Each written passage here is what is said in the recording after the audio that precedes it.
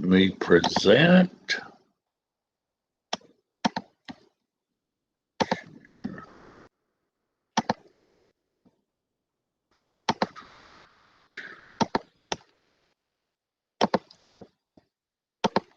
Okay, you guys can see this, right? Yeah. Okay, good. Stop me at any time. Okay, we're going to talk about the blood vessels and hemodynamics of these blood vessels. All right? In general, all blood vessels have three layers, and they're called tunics. So the plural of tunic is tunica, and we have the tunica interna, which is the innermost layer. And this layer is important because it touches the blood. The tunica interna, also known as the tunica intima. The middle layer is this muscle layer, M for muscle, M for middle. It's called the tunica media. This controls the diameter of the blood vessel, whether it dilates, leaving more blood in the vessel, or constricts, leaving less blood in the blood vessel. So that's why it's the media, the middle layer where the smooth muscle is. And then the outermost layer basically is the externa, and basically it's really connective tissue. Okay? So the interna touches the blood. The media is the muscle layer in the middle, and the externa is the outside layer filled with connective tissue. Okay? And this is basically what it looks like. Here's the lumen. This is where the blood flows. This is where the blood flows. And you can see the interna is here. Okay? Here's the media. It's smooth muscle. And here's the externa. All right? Another important thing in here is that any part of the blood vessel or heart that touches the blood is made from endothelium. Made from endothelium. So the blood vessels, the intima of the blood vessels or the interna of the blood vessels, and anything that touches the blood is made of endothelium. The heart valves touch the blood, so the heart valves are also made of endothelium. This is basically an artery. This is basically an artery. Notice the smooth muscle of the artery and the smooth muscle of the vein. The artery has much more smooth muscle because it is a pressure system, and the arteries control pressure in your body. So it needs to have a bigger muscle layer or media layer, okay? The other difference between arteries and veins is that veins have valves. They have valves to stop the backflow of blood in veins. And we'll talk about that in a few minutes.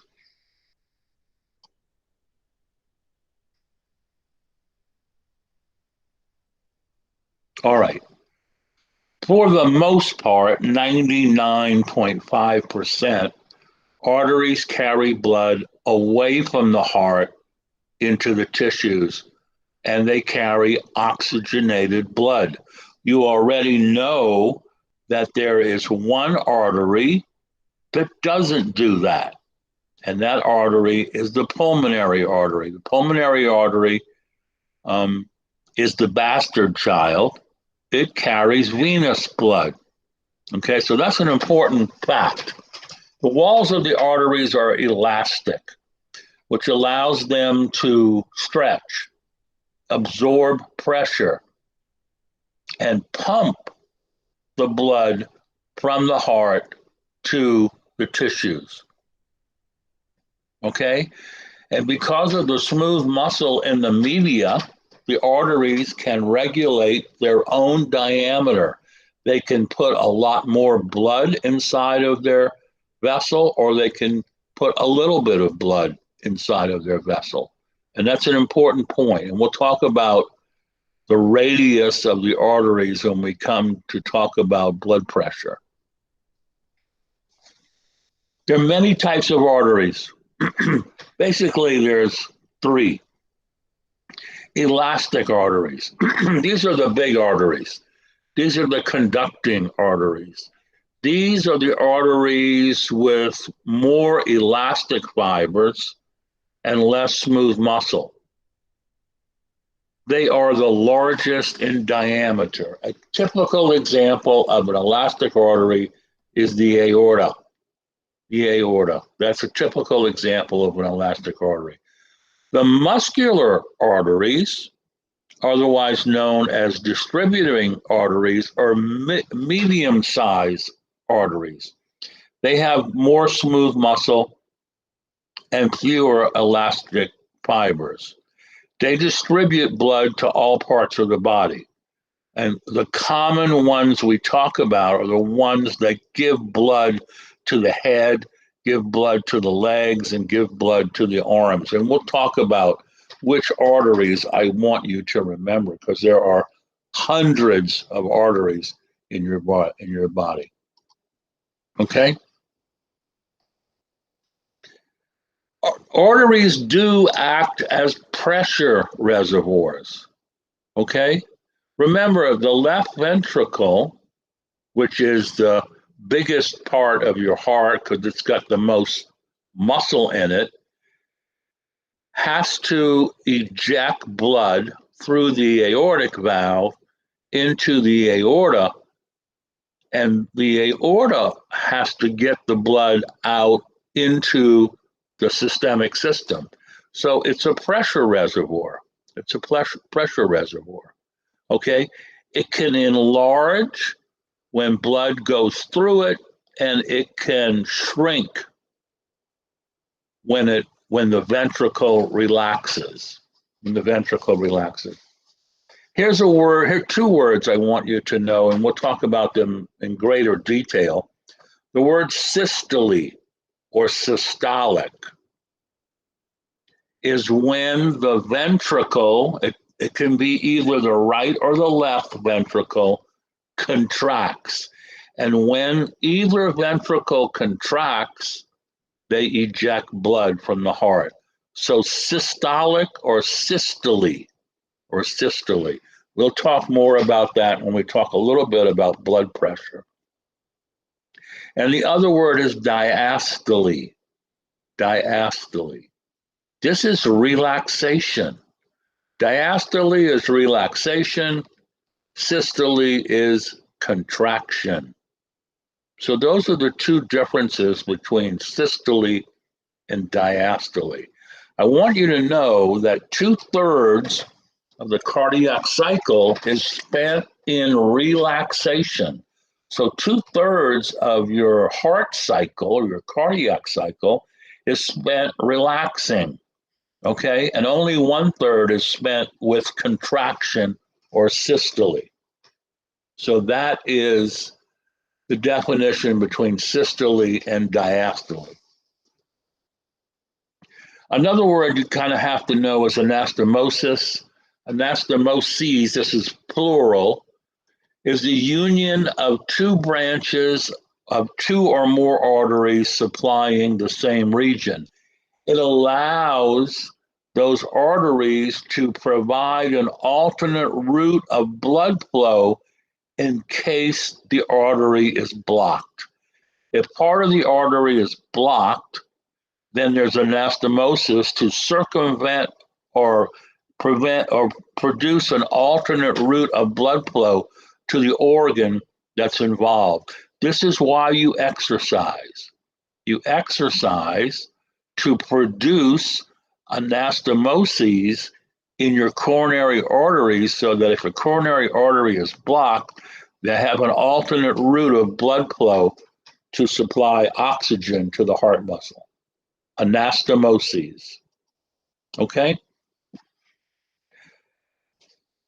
The union of small arteries called arterioles and small veins called venules come together in what we call capillaries. And in capillaries is where oxygen and carbon dioxide diffuse across the basement membrane. Okay? Capillaries. They are microscopic vessels connecting small arteries called arterioles and small veins called venules. And basically, they're composed of a single layer of cells and a basement membrane because what's diffused here is gas, oxygen in, carbon dioxide, and waste out.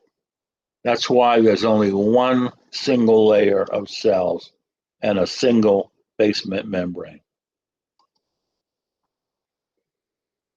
That's basically all I want you to know about capillaries. You don't have to know met arterioles. That's really not important. But I want you to know that there are three types of capillaries. The majority of capillaries in your body are continuous capillaries. Okay? They're formed by endothelial cells and they're continuous all the way through. One single structure. And blood goes in and comes out quickly, very quickly. The most abundant type of capillaries in your body are called continuous capillaries. Also in your body, there are fenestrated capillaries. Fenestrated capillaries have pores in them. And when you see the word fenestration, which actually in Latin means window, it's a pore. It's a pore. And this is very common in places where you need to filter out nutrients and maintain water balance. So the two places that you see fenestrated capillaries in are basically your kidneys and in your small intestine. Okay? Because in your kidneys, you retain water and get rid of waste and water and retain electrolytes. And in your small intestine, you also retain water and nutrients and get rid of waste. So fenestrated capillaries are in your small intestine and in your kidneys. The third type of capillaries is sinusoidal. Sinusoidal capillaries are in areas where the blood sits, doesn't move, just sits and percolates. And there are two places in your body that have sinusoidal capillaries. One is the liver and the other is the spleen. Because in those two organs, you want to slowly get rid of waste and slowly get rid of red blood cells that are dead or platelets that are dead. So liver and spleen are the places for sinusoidal capillaries. Okay, let's go into the veins. Okay, and venules are just small veins. Okay, again, the intima is in contact with the blood. Here's the lumen. It has very small amount of smooth muscle. But in veins, there are valves. These do not appear in arteries. The venous system is a very low pressure system in reference to the arteries, which is a high pressure system. Okay? This valve, as blood goes through it towards the heart, will close so that there's no backflow. There's no backflow. All right. So these are valves. These are valves. What happens when these valves become incompetent? Say there's too much pressure on these veins because of backflow. Let's say you're pregnant. You're 8 months pregnant, and this is a vein in your lower leg. Because of all of the 8-month fetus being in your body, there's pressure above this vein. So the pressure will make this valve incompetent and push blood back down here. And then you get, when you're pregnant, you get varicose veins. So varicose veins is a valve problem. The valve is destroyed or incompetent, and you get backflow, and you get those spidery looking veins on your legs. So that's a complication of pregnancy. Okay, varicose veins. How would you treat that? I'm sorry, say it again. How would you treat that? Oh, and there's a big treatment today. You can get rid of them with lasers. You can just get rid of them. What they do is they take a laser and they put it inside the vein and they destroy it, because a superficial vein that's incompetent, you don't need it. You don't need it. Just that's how they get rid of it. Does that answer your question? Yeah, thank you. Okay, no problem. Okay. Venules are small veins. They form with arterioles to form capillaries. Okay? And obviously, they drain the blood from the capillaries into the veins. Okay? I think I already said this, and I'm not going to repeat it. This is a review. This is a review. All right? Less muscle, valves, that's what veins look like. All right? And here's another review. You can kind of see the elastic arteries. You can kind of see the muscular arteries, the arterioles, the capillaries. Okay? You don't really have to know much about veins except that they have very little muscle and they have valves. We'll talk about specific arteries and veins that I want you to remember. Okay? This is a very important slide. I'm going to take a question from this slide on exam number 2. The majority of your blood lies in systemic veins. Here's the number, 64%. So your systemic veins are blood reservoirs. Okay?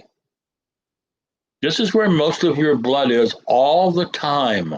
All the time. Is anybody an EMT?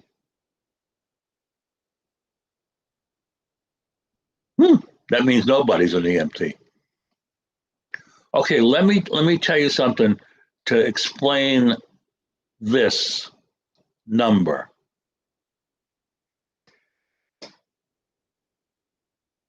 EMTs are called to houses every day. Sometimes they're called to houses where people have fainted. They just passed out. Okay? When you get to the house, this lady or man is lying flat. First of all, you have to make sure they're alive, obviously. So you check airway, breathing, and then you do a blood pressure. And their blood pressure might be low because they fainted. So let's say their blood pressure is 80/20.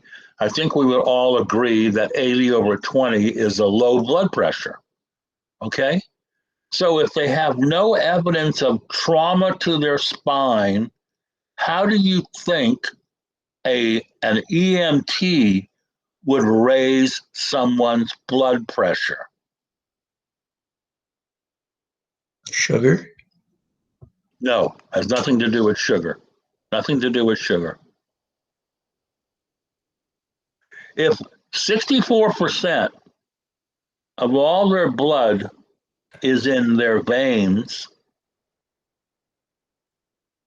at least half of this blood is in their lower legs, correct? Yes. Okay, if you do a transverse section of someone at their umbilicus, half of their blood would be in their lower body and half of their blood would be in their upper body. So 32% of their blood would be in their lower legs. So if there's no evidence of spinal trauma when they fell, raise their legs. If you raise their legs, what does that do? It takes all of this blood and puts it into the arterial system so that their blood pressure can be raised. Does everybody understand that? Yeah. Okay, so the majority of blood is in the reservoirs of your systemic veins. All right? So that's important. That's important. All right, in the capillaries is where we have exchange of not only gases, but also waste and electrolytes. And these substances cross the capillary walls by three mechanisms: diffusion, transcytosis, and bulk flow. Diffusion. Diffusion is the most common, okay? And it's simple diffusion. Oxygen, carbon dioxide, glucose, amino acids, and some hormones cross the capillary walls by simple diffusion. There's no energy involved. You learn from AP1 that simple diffusion requires no energy. So there's no ATP involved. Transcytosis. Transcytosis means that big molecules, basically lipid insoluble molecules like insulin, cannot cross the capillary walls without being added to a protein. So you get a lipoprotein, and it is transported in bags called vesicles, and this is called transcytosis. So that's the second mechanism. Okay. The third mechanism is also a passive process. It's called bulk flow. And basically, it's an area of higher pressure to an area of lower pressure until the pressure differential is equal. Bulk flow is more important for regulation of basically volumes of blood, okay? And basically it's moving in the same direction. So you have diffusion, transcytosis, and bulk flow. Okay? So you have to know the difference between what's kept and what's gotten rid of. And we use the terms filtration and reabsorption. I want you to know the definition of filtration and the definition of reabsorption. Filtration, a pressure-driven movement of fluids and solids from the capillaries into the interstitial fluid. Reabsorption is pressure-driven movement of fluids and solids from the interstitial fluid into the blood capillaries. And it's all controlled by pressures. You don't have to know these pressures. Just know the difference between filtration and reabsorption.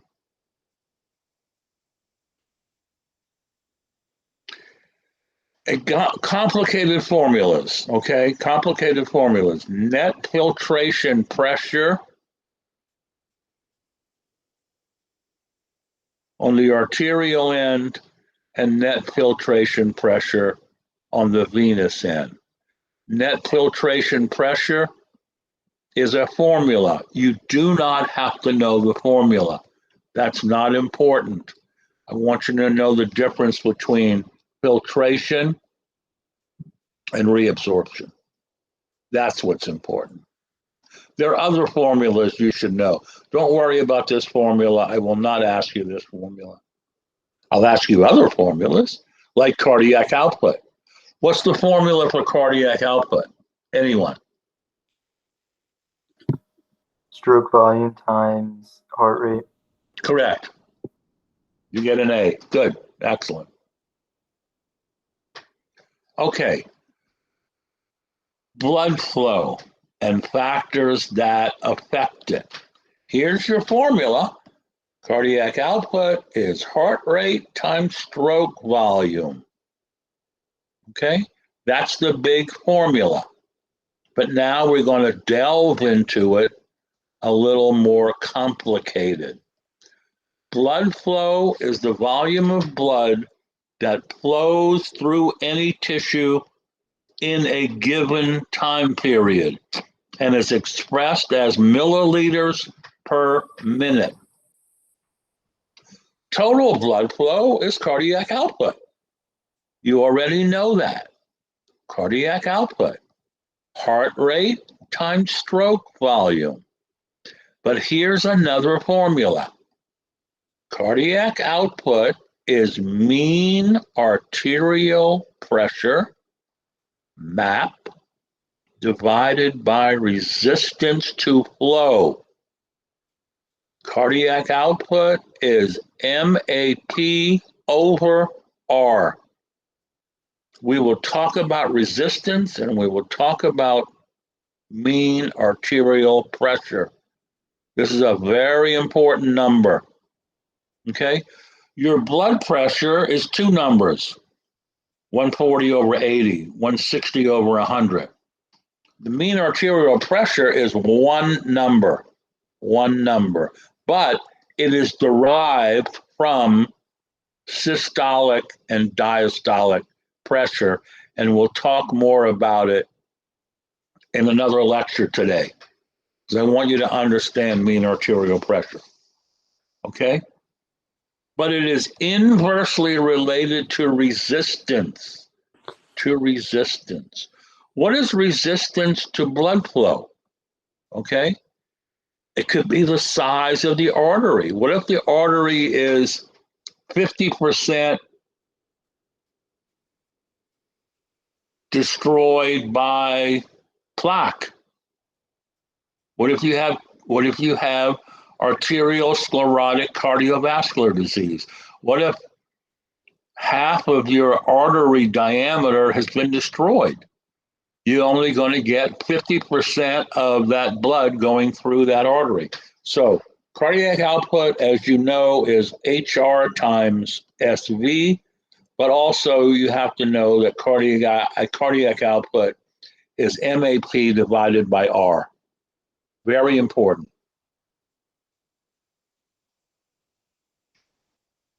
Blood pressure. You're going to have a lecture on March the 9th on hypertension. I am not going to talk about hypertension. I'm going to talk to you about blood pressure.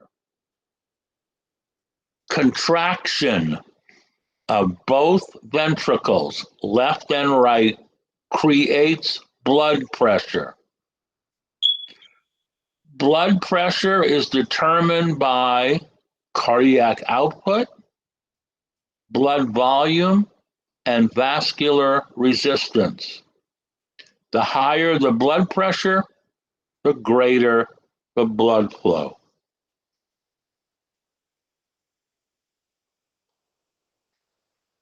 Vascular resistance, the most important part of blood flow, R, is the opposition of blood flow due to friction between the blood and the walls of the blood vessels.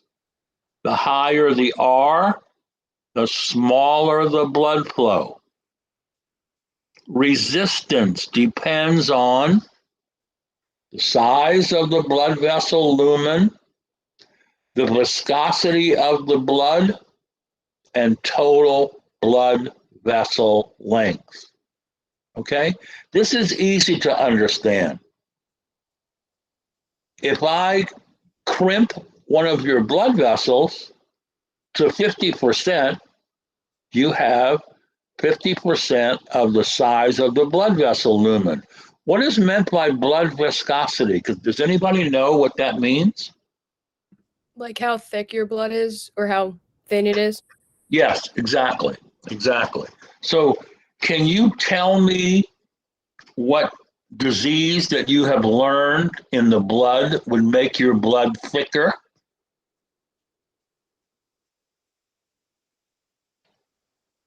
Anybody?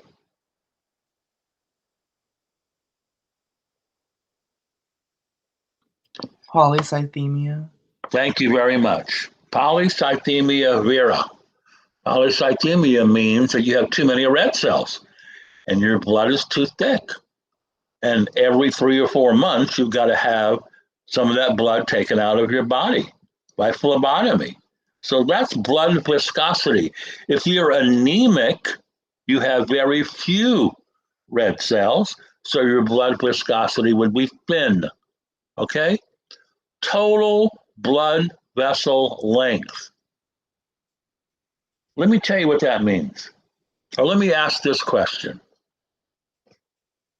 Are the arteries in a 7'8" person longer or shorter than in a 5'2" person?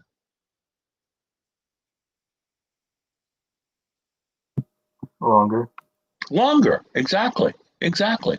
What about, are the blood vessels longer in a 400-pound man or in a 130-pound woman?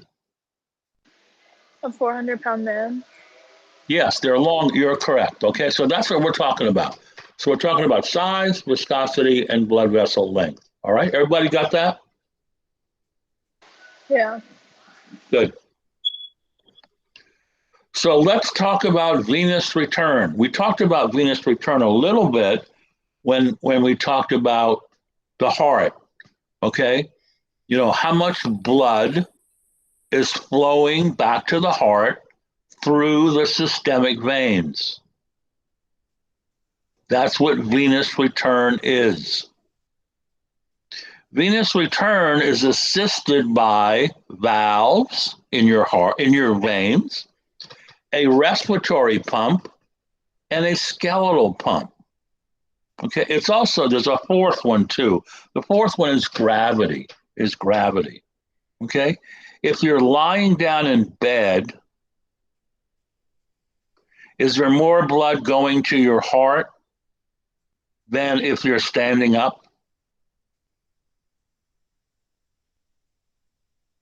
What was the question again? Is there more blood going to your heart if you're lying down rather than standing up? Which gives you more blood to your heart, lying down or standing up? Would it be lying down? Yeah, lying down, because there's gravity involved. So not only is there gravity involved, but there are also valves in the veins, a respiratory pump, and a skeletal pump. This is the skeletal pump. The muscles of your legs pump the blood to your heart. Okay? Pump the blood to your heart. Once the blood passes this valve closes. And then here we go, all the way up. That's the skeletal pump. Okay? The respiratory pump is your diaphragm. Okay? The velocity of blood flow is also important because it is inversely related to the cross-sectional area of blood vessels. What in God's name does that mean? That means that if your blood vessels are holding a lot of blood and it's not being returned to the heart, then your blood flow is slower, okay? If you have very little blood flow or amount of blood in your arteries, then the blood flow would be faster, all right? It's all from volume of blood flowing through a tissue, the velocity of blood flow, all right?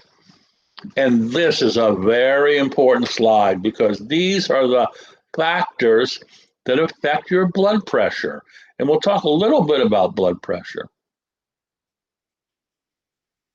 Higher blood volume, the skeletal pump, the respiratory pump, venoconstriction, constrictions of veins that pump blood back to the heart will give you all an increased venous return. This increased venous return will give you an increased stroke volume.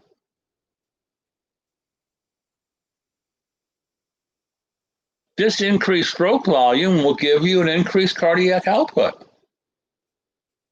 And when you have an increased cardiac output, you have an increased mean arterial pressure, along with increases in sympathetic impulses, decreases in parasympathetic impulses, and an increased heart rate.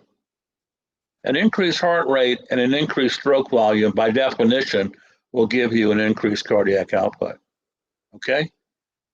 To make it easier, you see a snake, your blood pressure will rise. You're asleep, your blood pressure will drop. Does everybody understand that? That's called the green side. Let's go to the blue slide. An increased number of red cells. Here it is, polycythemia. This is increased viscosity. An increased body size, like obesity, will give you an increased blood viscosity, an increase in total body length, a decrease in the vessel radius, vasoconstriction, and increased systemic vascular resistance, and giving you an increased arterial pressure. All right? Know this slide. That slide is very important. Very important. As you remember, the cardiovascular center is in the medulla oblongata. It is an involuntary center, and it controls heart rate. It controls contractility. And now you know it controls blood vessel diameter. Blood vessel diameter. Okay? The only cranial nerve that will decrease heart rate, again, is number 10, and it is the vagus nerve. All right? In the cardiovascular center of the medulla. All right? Also, controlling blood pressure and blood flow are pressure receptors. The word baro means pressure, or pressure receptors.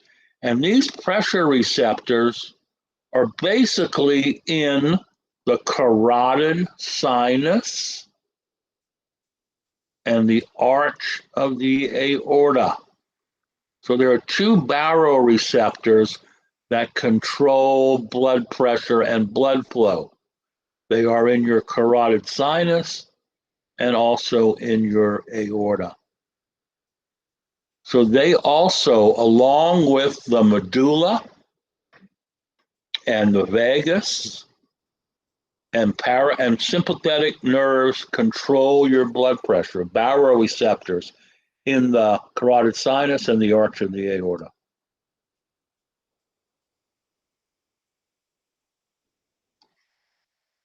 We'll talk a little bit about negative feedback because it's important, but there's another slide that's better than this one. Okay? There are hormones that also regulate your blood pressure. You already know that epinephrine increases your heart rate. You already know that. You already know that epinephrine increases your blood pressure. Okay? This is why it's the drug of choice in anaphylactic shock. That was a question on exam 1. All right? But there are other hormones.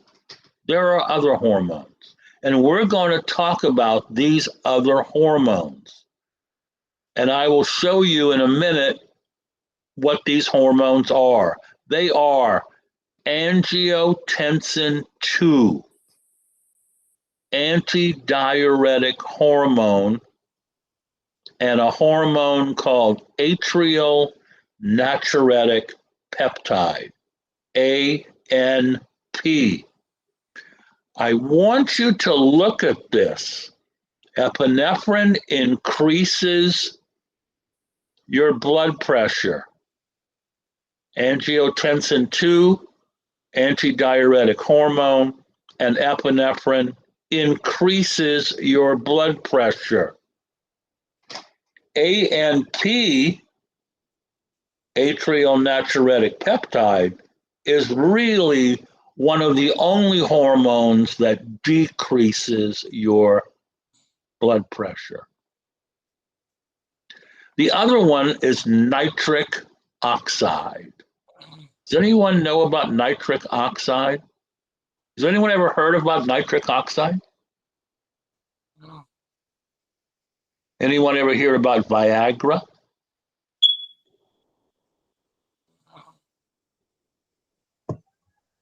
Anyone alive?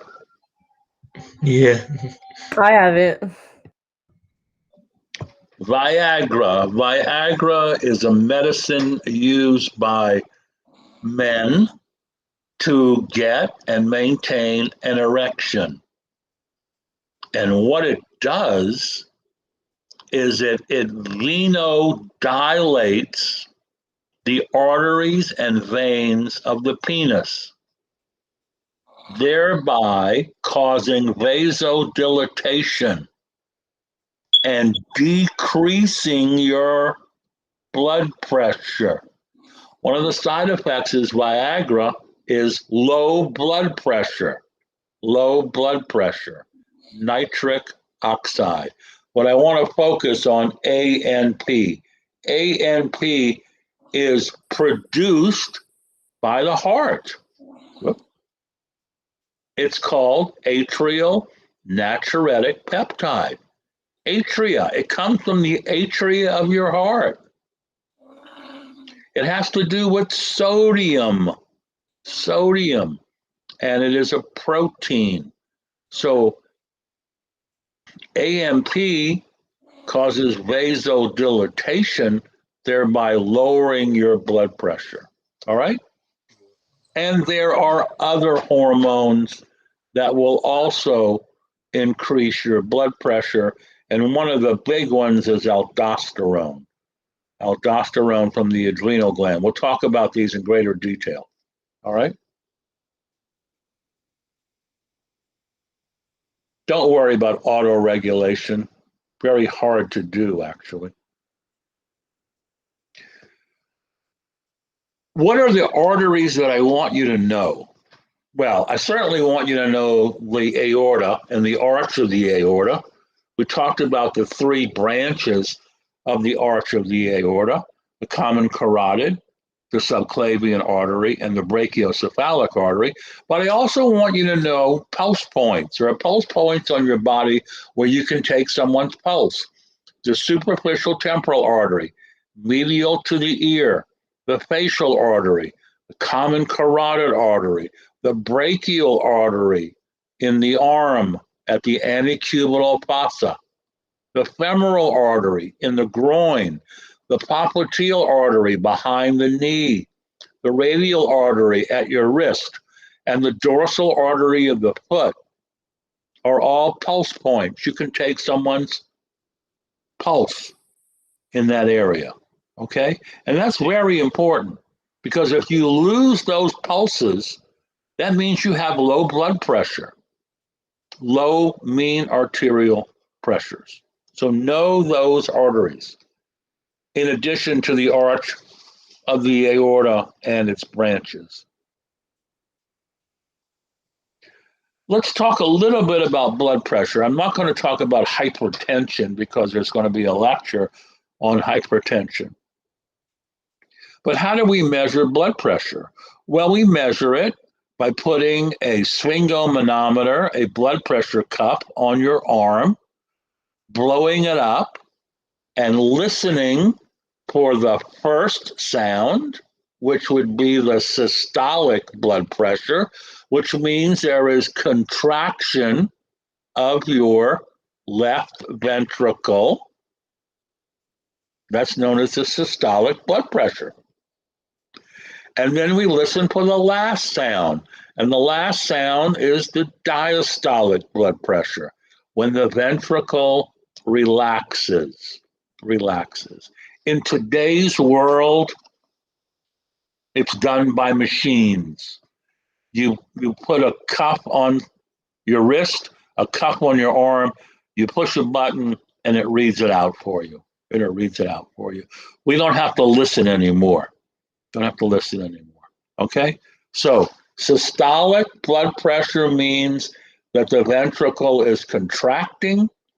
Diastolic blood pressure means the ventricle is relaxing. The systolic sound is the first sound you hear. The diastolic is the last sound you hear. 120 over 80, 140 over 80, whatever it is. All right? So let's talk about bad things. The reverse of hypertension is hypotension, otherwise known as shock. The definition of shock is an inadequate cardiac output that results in failure of the cardiovascular system to give oxygen to the tissue and to remove carbon dioxide.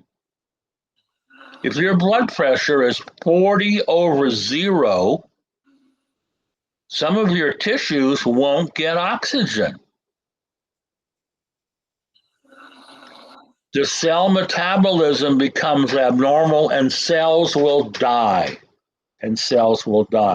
What do you think are the two most important systems in your body that will always get blood, even though your blood pressure is 40 over 0? Does anybody know? I would assume that respiratory is one of them. Yeah, there's 3 of them. Respiratory is one of them. What are the other 2?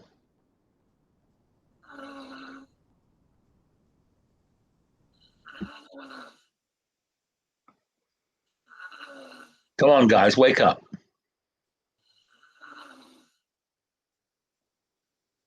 Yes.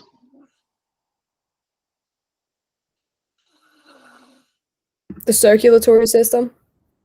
Well, but the circulatory system is correct, but it's the heart, actually. It's the heart, okay? So you need your heart, obviously, and you need your lungs. What else do you need? Your brain. Your brain, exactly. So the nervous system, the circulatory system, and the respiratory system. Do you need your skin? No. What happens when your skin gets no blood? You become pale. Right. You become pale. Exactly. Very good. So when your blood pressure is 40 over 0, you're pale. That's important. Do you need your kidneys when your blood pressure is 40 over 0?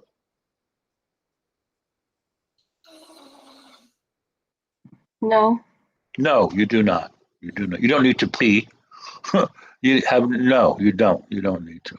But there are many types of shock, and these are the four major types.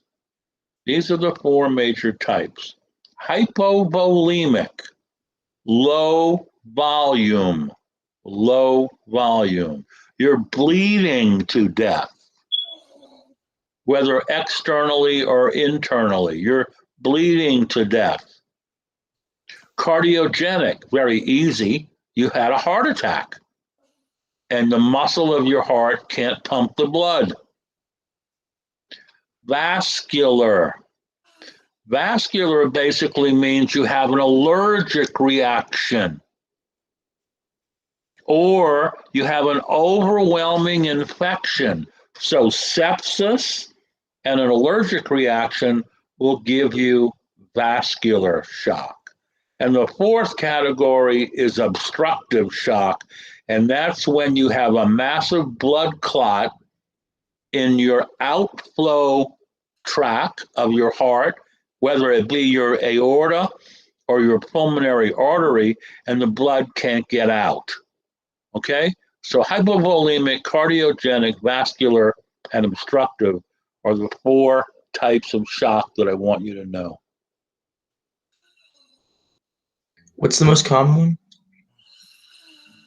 Actually, the most common would be low blood, like, because it's very easy.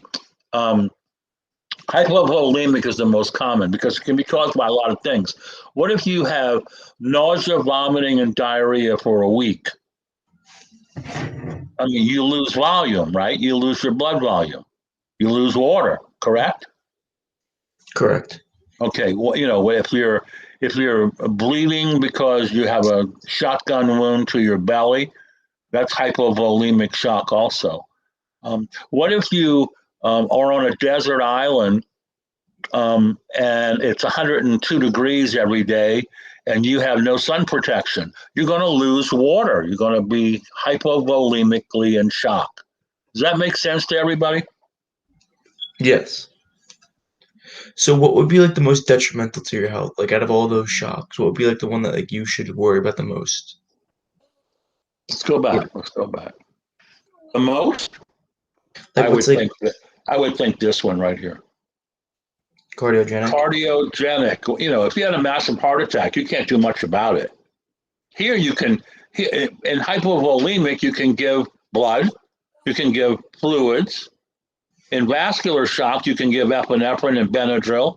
You can give antibiotics. Obstructive shock, you can go in and take the clot out. But if you have cardiogenic shock and your heart muscle is destroyed, you're in trouble, big trouble. That make sense? Yes, thank you. Okay, good. All right. So, what happens when your blood pressure starts to drop? How does the body save your life? There are many mechanisms in your body that automatically will become activated to raise your blood pressure. One of them is a very important one. It's called the activation of the renin angiotensin aldosterone system, otherwise known as RAAS, RAAS. We will talk in great detail about this system more than once because I want you to know it. Okay? Also, the posterior pituitary produces a hormone called ADH, anti-diuretic hormone. That means against urination.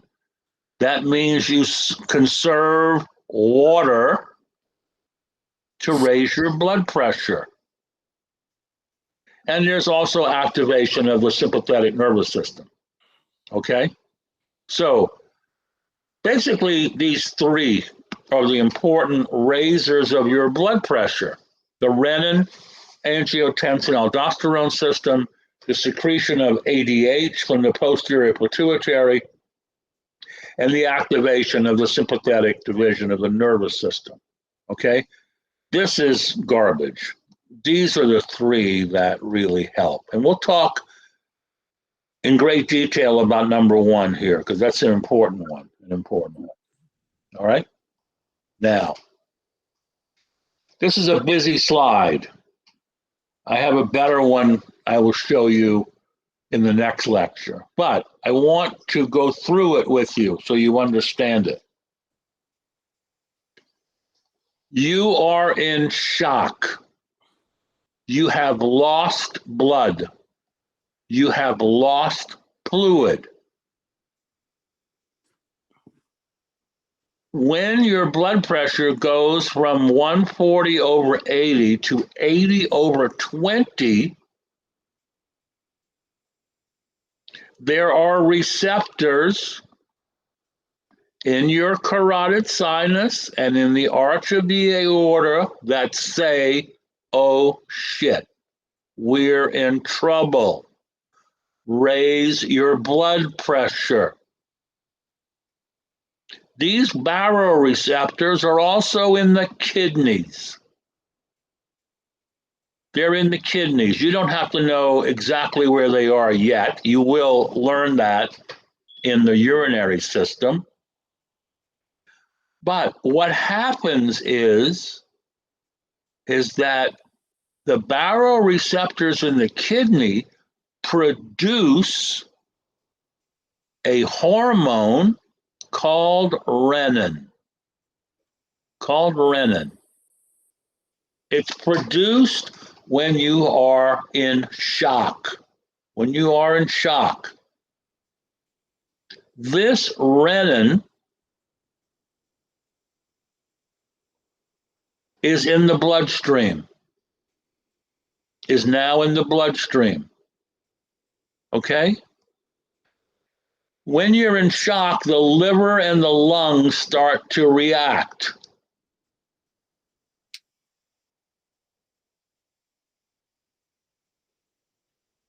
There is a polypeptide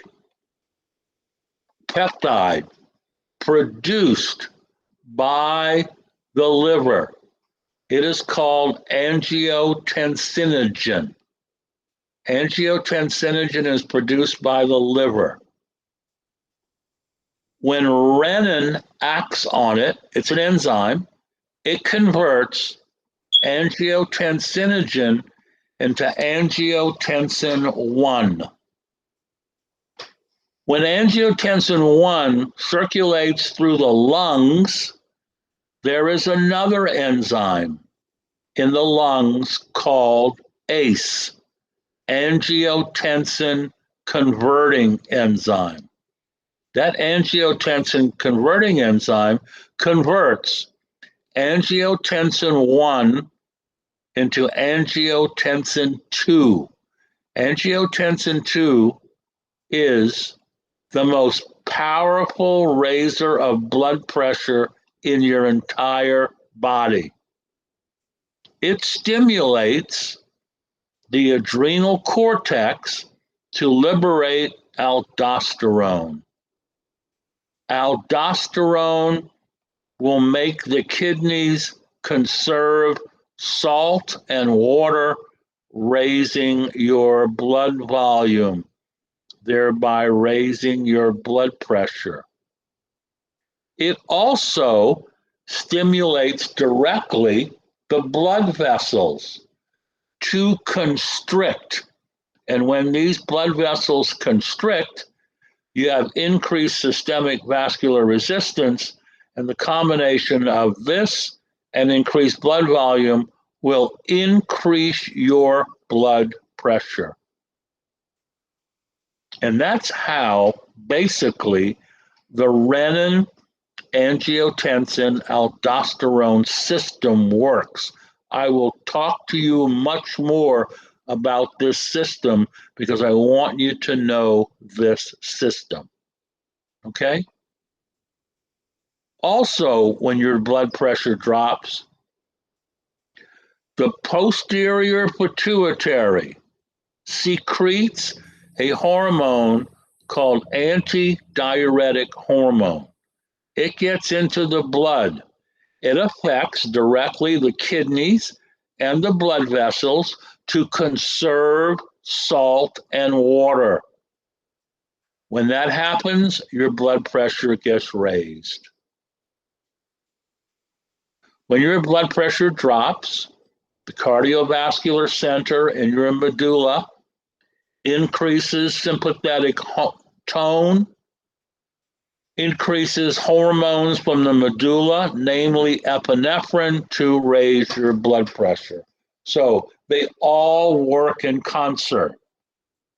You get your blood pressure raised by the renin-angiotensin-aldosterone system, ADH, and the sympathetic cardiovascular system. All right?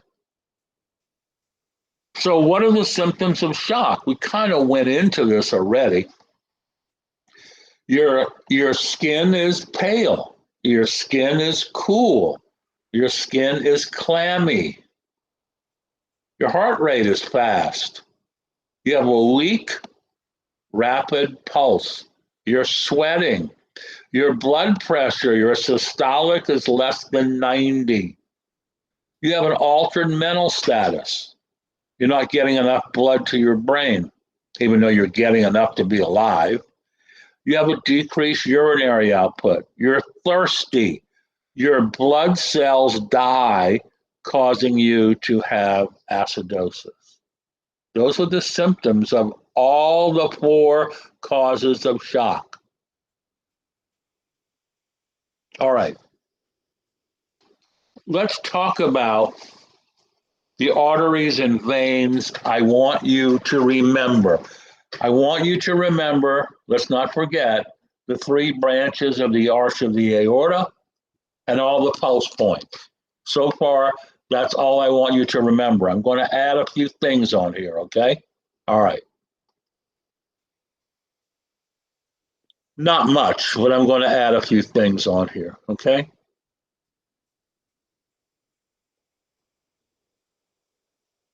This is just a review, basically. I haven't added any other arteries yet, all right? Or veins, okay? Know these 3 branches. Know these 3 branches, very important. Also know the coronary arteries. You know, the coronary arteries supply blood to the heart, and they are a branch of the aorta. They are a branch of the aorta, okay? Here are your 3 branches of the arch of the aorta. The brachiocephalic trunk, and look where it goes. It goes to your arm, and it goes to your head. Here is the left common carotid. It goes to your brain. And here is the subclavian. It goes to your chest. All right? Those are the branches of the arch of the aorta. Know them.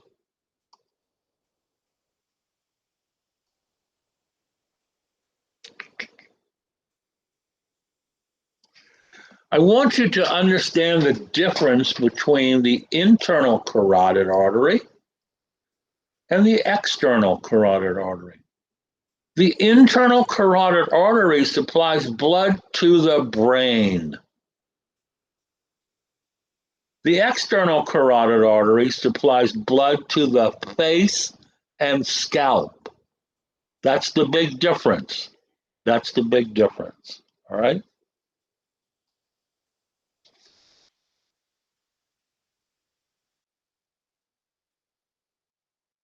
Not many of these I want you to know. We'll talk about the systemic circulation of the gut when we talk about the GI system. You don't really have to know that now. That's not important.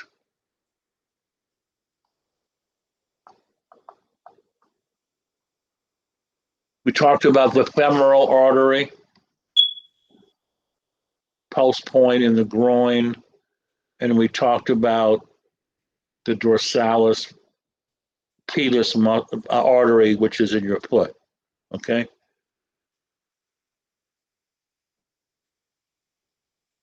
And now we get to the veins, You know, we talked about the veins. What three veins bring blood back to the right atrium?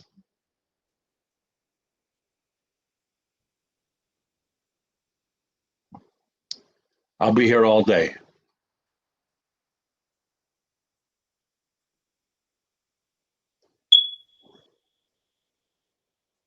Everybody alive? Wait, can you repeat that again? What three veins bring blood from the systemic circulation to the right atrium? Superior vena cava. One, The inferior vena cava. two,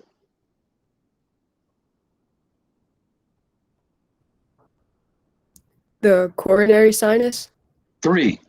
Okay, everybody got that? Superior vena cava, inferior vena cava, coronary sinus. I'm going to ask you that question, I guarantee it. All right? So those are the veins so far you have to know. All right? What was You the also, last go ahead. vein? Coronary what was sinus. Coronary Okay. sinus. Okay? Thank you. All the coronary veins become the coronary sinus vein. Okay? Got it? Yep. Okay. Okay, good. I also want you to know what veins drain the head. Okay? Now, you already know that the carotid arteries supply the brain with blood. All right? The internal carotid artery specifically supplies the brain with blood. The external carotid artery supplies the face and the scalp with blood.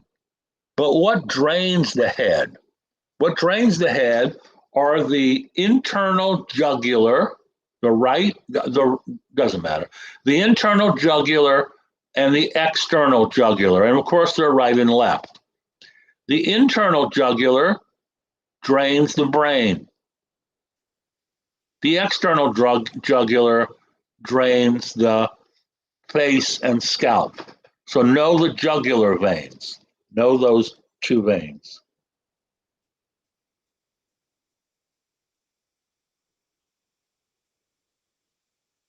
The rest are not that important. They really are not that important. I mean, there are hundreds and hundreds of veins and arteries, but you don't have to know them all. It's not important. They beat this to a pulp.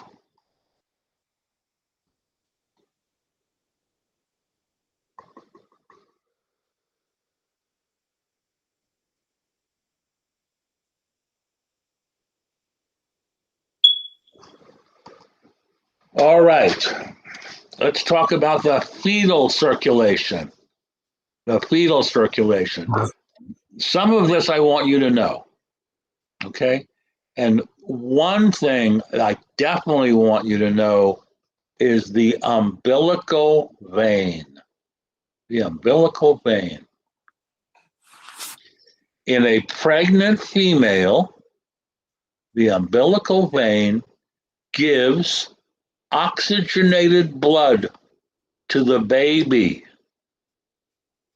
Now we have another vein that carries oxygenated blood. So in a pregnant female, there are two veins in her body that carry oxygenated blood. One is the umbilical vein, and the other is the pulmonary vein. Everybody understand that? Mm-hmm. Yes. That means that the umbilical artery carries venous blood. Okay? That's important. Important to understand. Another thing in the venous circulation a fetal circulation of a child and in utero is the foramen ovale. The foramen ovale. Let me ask you a simple question. Does the fetus breathe? No. No, you are correct. The fetus does not breathe. Do the lungs of the baby need oxygen?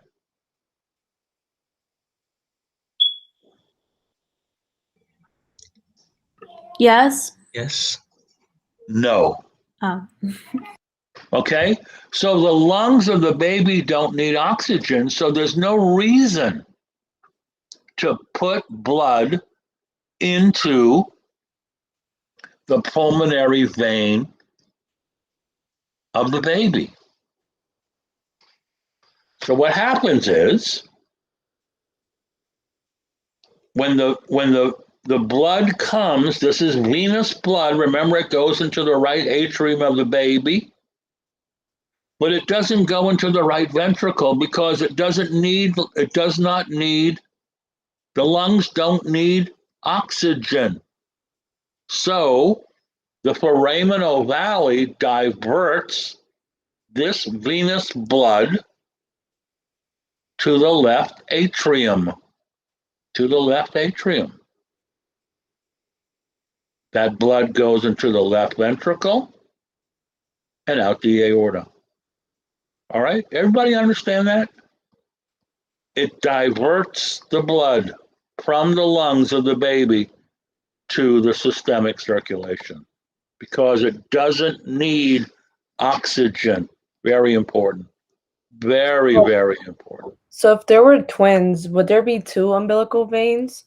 Like No, it would just be split. It just split. it was split even with non-identical twins. Doesn't matter. It'd be Okay. split. It would be split. Yeah. All right. Okay.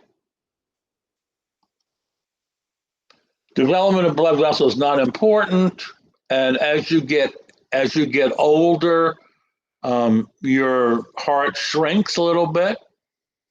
Your heart rate shrinks a little bit, and because you have plaque in your system, the resistance of your arteries increases, and making you have an increased systolic blood pressure. All right, and that's a review. And here's blood pressure. I'm not going to talk about blood pressure because someone's going to talk about it. So I'm not going to talk about high blood pressure. Not important. Not important. Any questions before we go to the next lecture and then we'll quit? Nope, all good, Professor. We're good? Yep. All right.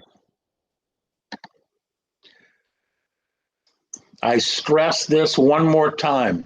If you don't know the blood flow through the heart, you're going to fail exam number 2.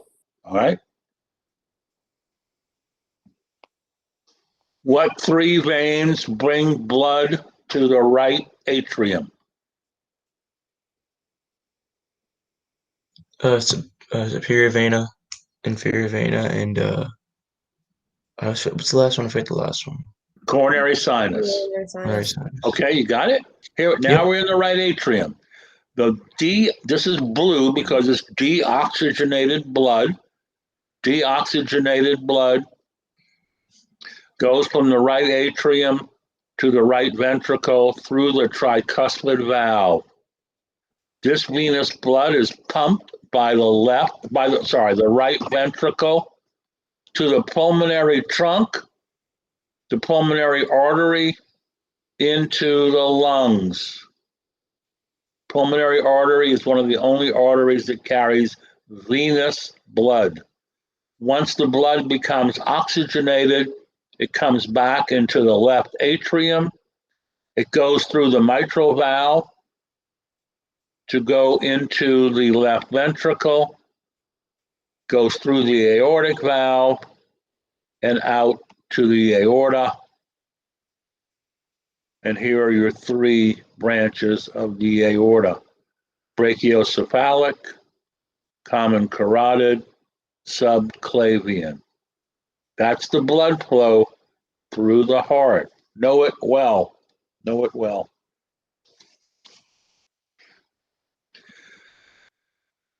This is a better explanation of the RAS system. Okay? the renin, angiotensin, aldosterone system.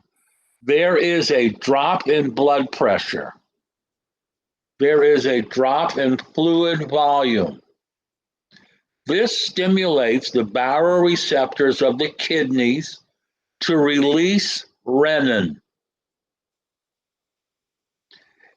There is always a protein or a polypeptide circulating in your blood called angiotensinogen, made by the liver. Renin is an enzyme.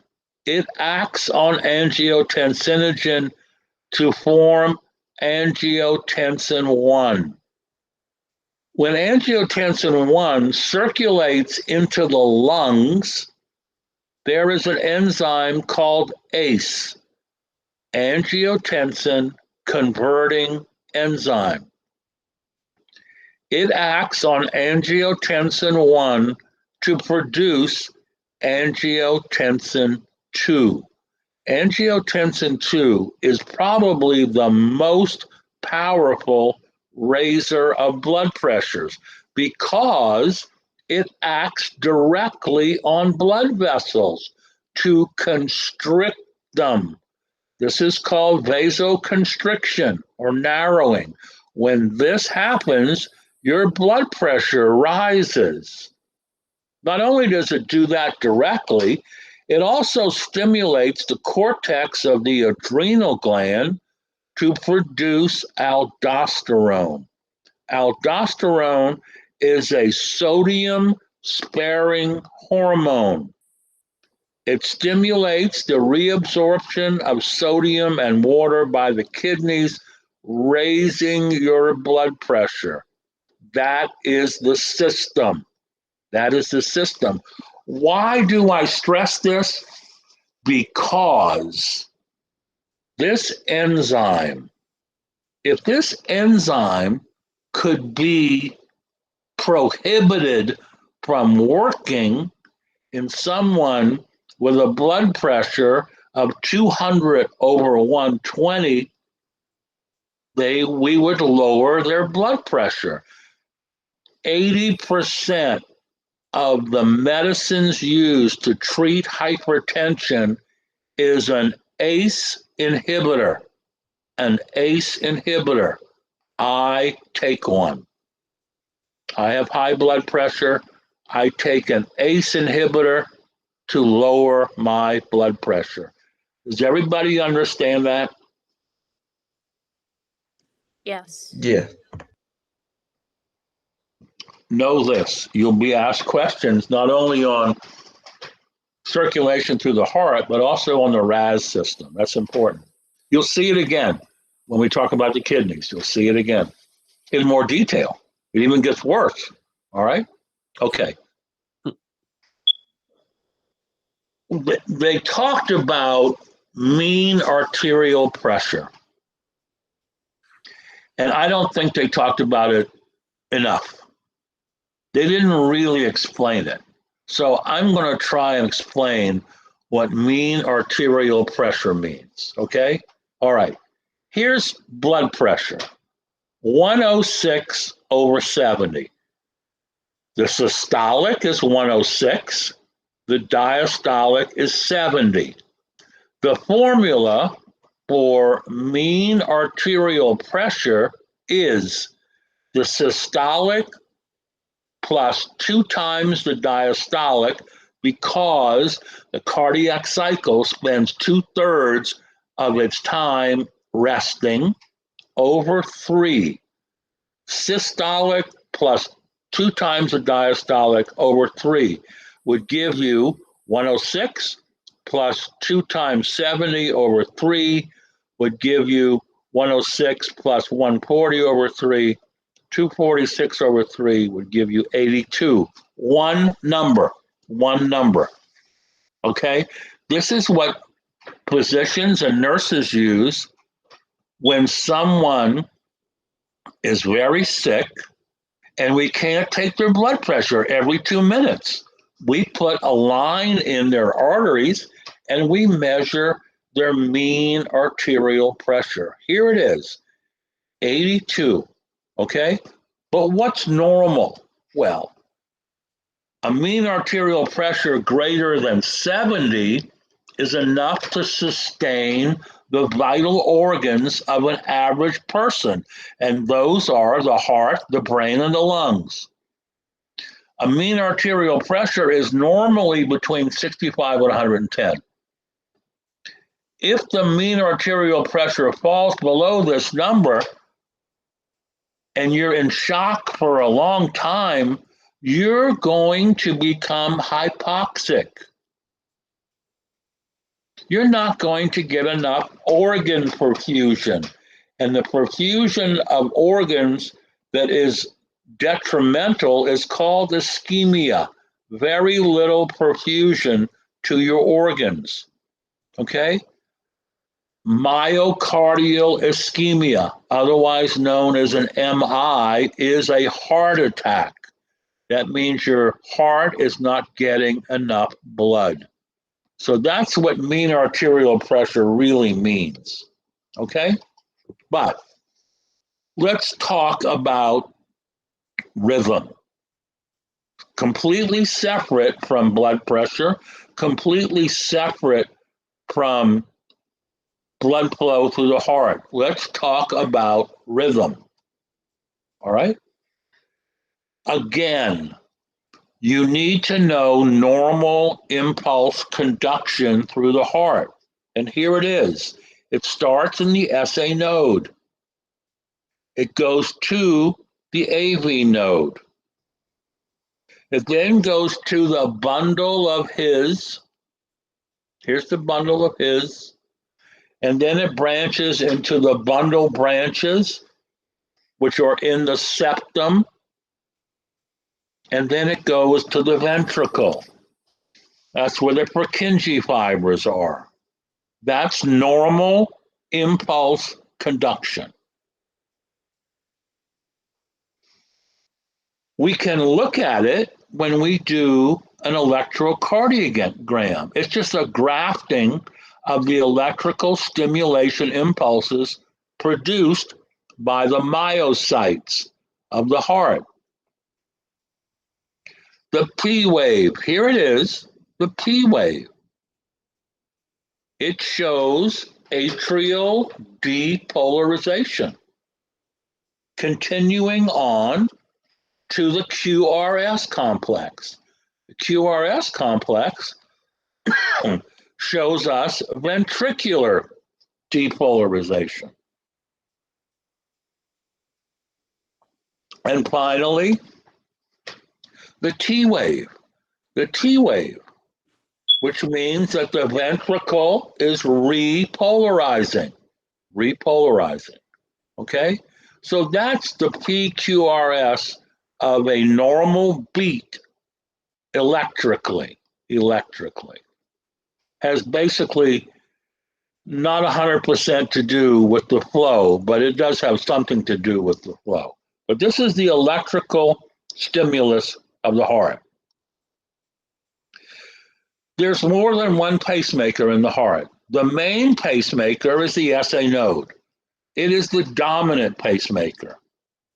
It gives you an intrinsic rate between 60 and 100 beats per minute.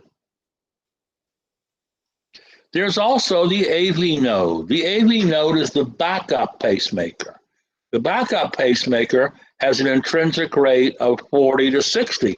So if you have some problem with the SA node, you won't die. The AV node will back it up and give you a slower heart rate. Also, the ventricular cells themselves are a backup pacemaker. And the backup pacemaker of the ventricles is lower, 20 to 45. Okay? So those are the pacemakers. The one I want you to know is right here, the SA node.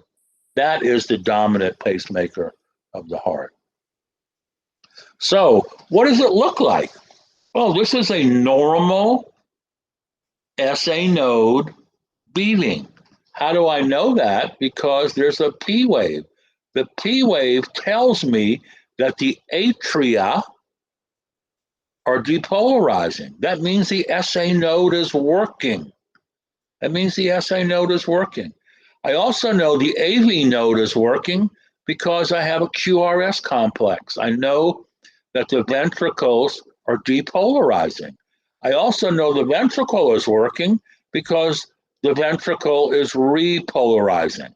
And this is a normal heart rate, a normal heart rate.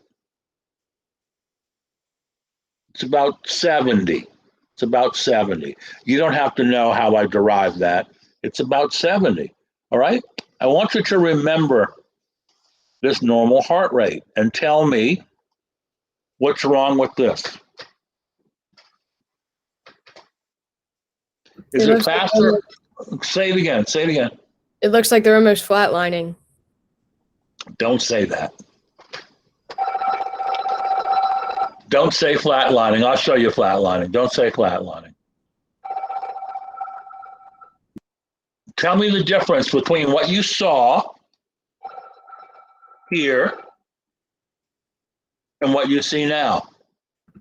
It's way more spread out, Does that mean it's slower or faster? slower. Slower. Exactly. Slower. Okay? Do you see a P wave? Yes, Do you Yeah. see a QRS complex? yes, Do you see a T wave? yes. Good. So that means the heart is just beating slower. That's all it means. It could be bad. It could be good. If this was a 22-year-old MMA athlete, I would say your heart rate is 30 and you're normal. If this was an 82-year-old lady, I would say, ma'am, your heart rate's too damn slow. Everybody understand that? Yes. Yes. Good. All right, let's go to the next one. What's this one? Is it slower or faster than the original? Faster. Faster. Do you see P waves? Yes. Do you see QRS complexes? Yeah. Yes. Do you see T waves? Yes. Good. That means the heart is beating faster. That's all it means. Okay? This could be an athlete after an MMA fight. His heart rate's 150. He won. Okay? That's all I'm trying to tell you. Does that make sense? Yes, sir. Okay, now let's get worse. What do you notice here?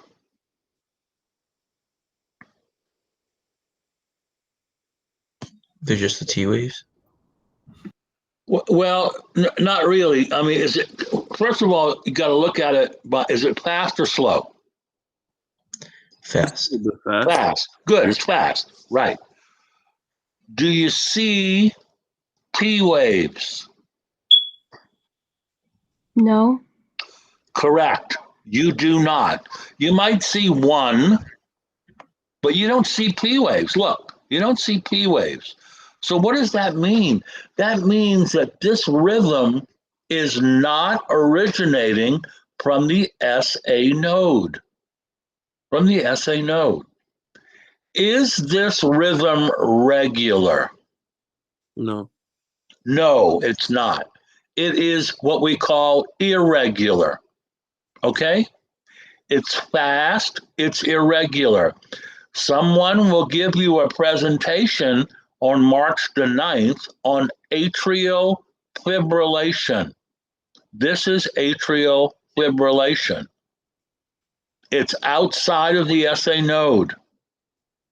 You do see QRS complexes, and you do see T waves. This is a T wave. It happens to be inverted, but it doesn't matter. It's still a T wave. Okay?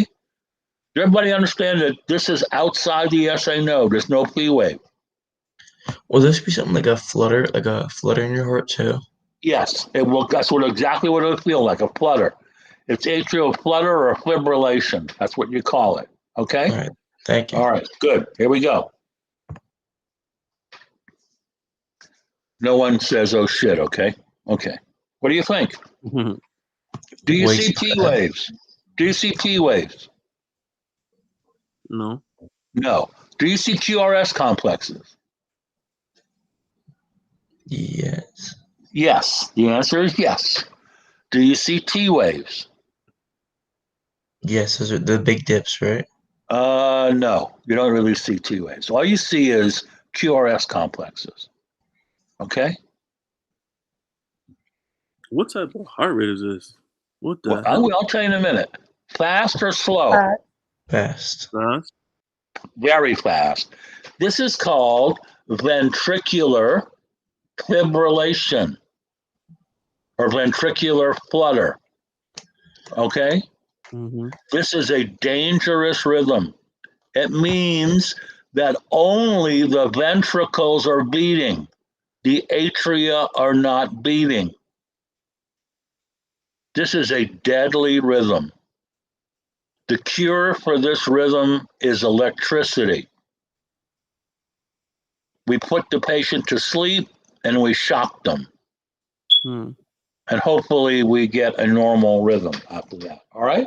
Is there something that usually causes this sort of rhythm, or is it just like It has multiple causes. Multiple causes. Basically, it's a heart attack or hypoxia.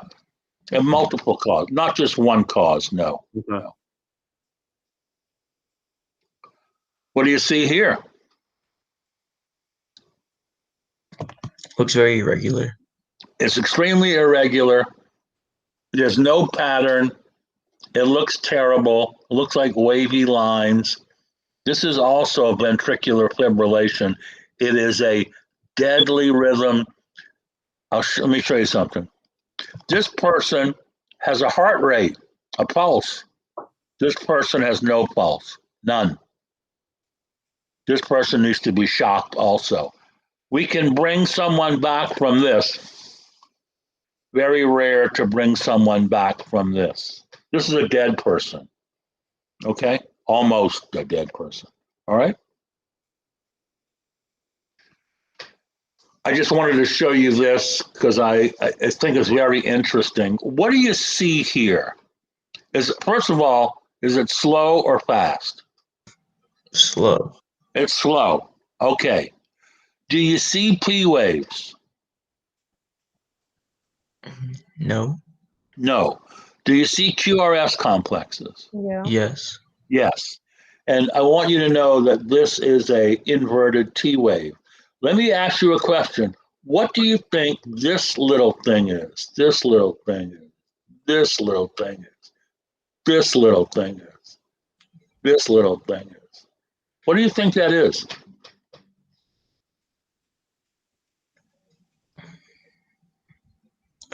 Maybe the person's flatlining. No, no, no, no. Let me ask you this question. There are no P waves, correct? Yes. That means that the SA node is not working, correct? Correct. Okay. When you see this right here, that means this person has a pacemaker. We put a pacemaker in this person, and this is a pacemaker spike. A pacemaker spike. Okay. All right? So the heart rate is due to the pacemaker, And it's set at 60, I think. So this is it, pacemaker spike. All right? And someone's talked about this next rhythm before. What's that? Flat line? That's a flat line. That person's dead. Okay? This is the clinical death. Clinical death right here. All right? So that's rhythm. That's rhythm. Let me stop recording.